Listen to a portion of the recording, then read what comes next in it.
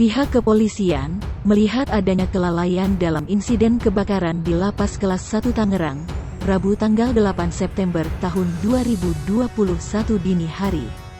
Dugaan tersebut muncul setelah penyidik melakukan pemeriksaan saksi, hingga temuan alat bukti yang ada di lokasi. Dengan begitu, maka pihak kepolisian akan menetapkan tersangka atas kasus ini. Dikutip dari tribunnews.com, penyidik Polda Metro Jaya memastikan ada kelalaian yang berakibat terbakarnya Lapas Kelas 1 Tangerang pada Blok C. Kabid Humas Polda Metro Jaya, Kombes Yusri Yunus menjelaskan, ada setidaknya 2 alat bukti yang cukup kuat untuk meningkatkan kasus ini dari penyelidikan menjadi penyidikan. Pihaknya lantas menegaskan akan segera menetapkan tersangka dalam kasus ini. Saat ini pihaknya masih menunggu hasil pengujian laboratorium.